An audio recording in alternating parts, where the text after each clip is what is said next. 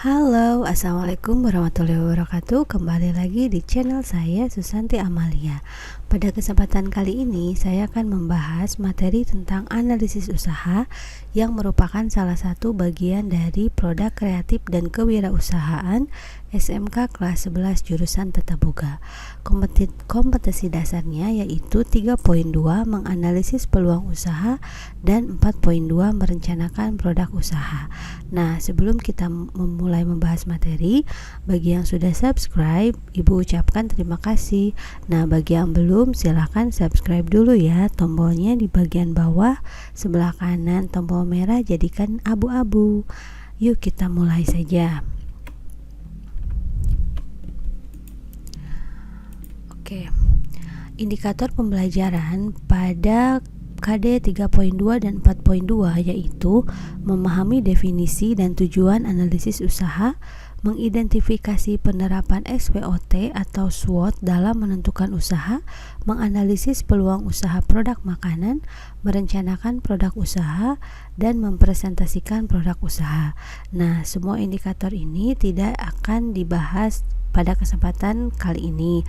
Pada kesempatan kali ini hanya akan dibahas sampai ke 3.2.2 yaitu mengidentifikasi penerapan SWOT dalam menentukan usaha.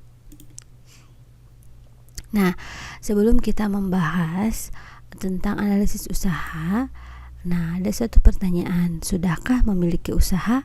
Apakah kalian sudah memiliki usaha? Nah, Ibu yakin mungkin ada beberapa yang sudah memiliki usaha tapi tidak secara produksi usaha.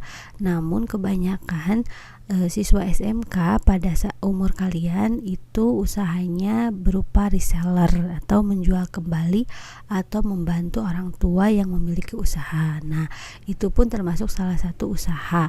Pada pertemuan sebelumnya, Ibu telah membahas tentang kewirausahaan, di mana kewirausahaan itu ada 3 macamnya. Ada menjual produk, jasa, dan juga menjualkan kembali atau reseller. Namun pada kali ini atau pada pembelajaran PKK, Ibu harap nantinya kalian memiliki produk sendiri yang bisa dijadikan usaha milik kalian sendiri. Nah, apa sih langkah awal dalam memulai usaha? Dalam memulai usaha, kita harus melakukan analisis usaha dulu. Apa saja sih analisis usaha itu? Nah, analisis usaha itu termasuk ke dalam perencanaan, meriset, memprediksi, mengevaluasi kegiatan usaha. Jadi, kegiatan analisis usaha tidak hanya dilakukan hanya pada awal saja, namun pada saat selama proses usaha itu berlangsung. Di sini ada perencanaan. Nah, analisis usaha pada tahap perencanaan itu merencanakan berbagai macam rencana termasuk produk apa yang akan kita jual. Lalu ada meriset. Meriset ini adalah melihat berkembangnya pasar. Misalkan produk yang akan kamu jual itu dilihat dulu apakah di pasaran sudah banyak, terus peminatnya bagaimana. Lalu memprediksi produk kita itu apakah bisa laku terjual atau tidak. Dan selanjutnya mengevaluasi kegiatan usaha. Nah, untuk kegiatan evaluasi itu dilaksanakan selama proses kegiatan usaha. Jadi analisis usaha itu dilakukan pada saat awal ingin kita melakukan usaha dan juga pada saat proses pelaksanaan usaha itu sendiri. Mengapa sih kita harus melakukan analisis usaha? Nah, salah satunya adalah mengetahui atau menghindari resiko usaha. Seperti kita tahu bahwa menjalankan usaha itu pasti ada resikonya. Pada pertemuan sebelumnya, Ibu juga sudah menyuruh kalian untuk mencari informasi tentang berbagai atau siapa saja pengusaha atau wirausaha yang sudah sukses dan juga cerita kesuksesannya. Nah, pasti kalian udah melihat cerita-cerita mereka tentang menjalankan usaha, ada turun naiknya dalam menjalani usaha. Nah, hal tersebut dinamakan dengan resiko usaha. Setiap usaha pasti ada resiko. Namun apabila kita melakukan analisis usaha, resiko itu bisa diminimalisir akhir ya. Selanjutnya itu meningkatkan keuntungan. Nah, tujuan usaha itu yang pertama yaitu pasti adalah untuk mempunyai keuntungan usaha. Ketika kita menganalisis usaha, kita bisa melihat nih sejauh mana produk kita bisa dipasarkan atau diterima oleh masyarakat, sehingga kita bisa melihat peningkatan terhadap keuntungan dari usaha kita. Nah, selanjutnya tujuan dan analisis usaha itu adalah mempertanggungjawabkan kegiatan usaha ditunjukkan dengan hasil analisa data usaha. Seperti yang tadi dibahas sebelumnya, bahwa analisis usaha itu juga dilaksanakan pada saat proses usaha itu berlangsung. Nah, sehingga kegiatan analisis usaha pada saat proses berlangsung itu dinamakan dengan administrasi. Nah, administrasi itu menunjukkan sejauh mana usaha kita berkembang dengan baik atau tidak. Hal tersebut bisa dikatakan kita bisa mempertanggungjawabkan usaha atau kegiatan usaha yang kita jalankan. Oke, untuk selanjutnya nih, langkah-langkah pertama saat kita akan melakukan usaha atau memulai usaha. Yang pertama yaitu adalah analisa SWOT atau SWOT ya. Apa itu SWOT? SWOT itu berupa singkatan. Nah, S-nya itu dari strength atau kekuatan atau kelebihan usaha. Selanjutnya W atau weakness itu adalah kelemahan usaha. O-nya itu adalah opportunity atau peluang usaha, dan T-nya itu adalah threat atau ancaman usaha. Nah, strength di sini, kekuatan atau kelebihan usaha di sini menjawab pertanyaan berikut ini ya. Apa kelebihan produk yang akan kamu jual? Jadi misalkan nih, kamu punya satu produk, oke lah kita kasih contoh produknya itu bakso ya. Nah, di sini ada gambar baksonya. Nah, kelebihannya itu apa produk yang kamu jual? Misalkan bakso kamu itu kelebihannya adalah bakso kamu itu terbuat dari bahan alami, tidak menggunakan formalin. Itu bisa merupakan salah satu kelebihan produk kamu ya. Nah, selanjutnya the weakness nih, kekurangan produk yang akan kamu jual. Kekurangan di sini bukan berarti kekurangan produk kamu kecacatan gitu, bukan, tapi kita harus mengetahui nih, karena kita produknya makanan, jadi kita harus tahu seberapa lama atau seberapa tahan makanan itu bisa dikonsumsi konsumen. Nah, itu salah satu kekurangannya, karena makanan itu kan punya daya tahan tersendiri ya, berbeda-beda dengan produk-produk misalkan baju atau lainnya yang bisa tahan lama. Kalau makanan itu biasanya ada basinya, dan kita tuh harus tahu berapa lama ketahanan produk yang kita jual gitu. Nah, selanjutnya bagaimana peluang produk yang kamu diterima di masyarakat. Nah, karena contohnya di sini adalah bakso, seperti yang kita tahu bahwa untuk daerah di Jawa Barat itu sendiri, bakso merupakan salah satu makanan favorit ya, semua kalangan biasanya kemana itu mencarinya bakso gitu. Jadi bisa dikatakan untuk usaha jualan bakso di daerah Jawa Barat ini peluangnya cukup bagus. Nah, selanjutnya adalah adakah saingan produk usaha di kamu di daerah ini. Nah, seperti yang tadi udah dibahas bahwa bakso ini kan favorit, berarti yang penjual bakso itu juga itu banyak. Nah, kita juga harus mengetahui nih saingannya tuh apa saja, sehingga siapa saja atau di mana saja. Jadi kita bisa mengkira-kira letaknya usaha kita agar tidak terlalu dekat dengan usaha bakso-bakso lainnya. Oke, selanjutnya nih, setelah kita menganalisis SWOT, kita harus bisa mengantisipasinya dengan inovasi. Nah, kita kan tadi tahu apa threat-nya, ancamannya dibandingkan dengan kompetitor atau produk-produk lain yang sama dengan kita. Nah, kita harus tahu bagaimana cara mengantisipasinya, yaitu dengan cara inovasi. Nah, apa saja sih inovasi yang bisa kita lakukan terhadap produk kita?